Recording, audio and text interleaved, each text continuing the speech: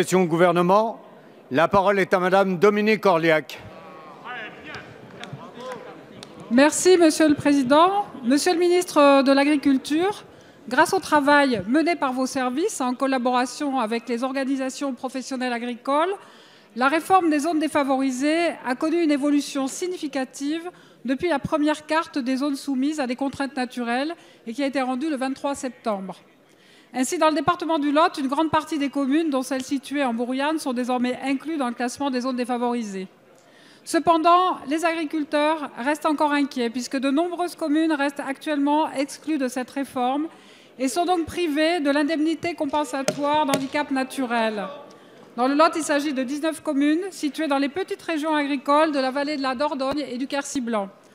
Pourtant, ces petites régions agricoles font face à des contraintes indéniables qu'il est indispensable de prendre en compte: le morcellement parcellaire, le risque d'incendie, les enjeux touristiques, la préservation de l'environnement nécessitant une protection de la biodiversité. En outre, une approche du critère herbe à l'échelle communale et un nouveau calcul de la protection brute standard restreinte, avec une prise en compte des particularités liées à la discontinuité et à la diversité de production, permettrait de les classer en zones défavorisées. Dès lors, Monsieur le ministre, ma question est double. Vous engagez-vous à poursuivre les travaux qui sont entrepris visant à inclure l'ensemble des communes encore exclues du classement? Les critères précités qui sont applicables, notamment dans les communes rurales et particulièrement les communes du Lot, sont-elles envisagées par vos services? Je vous remercie. Merci. La parole est à Monsieur Stéphane Le Foll, ministre de l'Agriculture, de l'Agroalimentaire et de la Forêt. Monsieur le Président, Madame la députée, vous avez évoqué cette question des ZDS, zones défavorisées simples. Je voudrais vous rappeler que cette décision est d'abord une décision européenne qui a fait suite à un recours de la Cour de justice, qu'elle a été adoptée par la France et d'autres pays et par le Parlement européen en 2010 et qu'elle s'appliquera en 2018. Les étapes que j'ai cherché à franchir, la première, c'était d'appliquer les critères européens nouveaux qui s'appliquaient à tous les pays. Et ensuite, 10% de la surface restante étant à la disposition des États pour essayer de trouver des solutions pour intégrer le maximum de surface par rapport à l'antécédent, c'est-à-dire ce qui existait avant.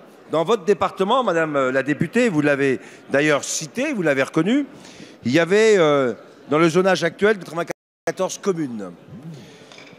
Sur les premières cartes, 272 communes ont été reclassées. Il reste donc 22 communes sur lesquelles, par rapport aux critères sur lesquels nous avons évolué au fur et à mesure, 22 communes qui ne sont pas aujourd'hui classées et qui l'étaient précédemment.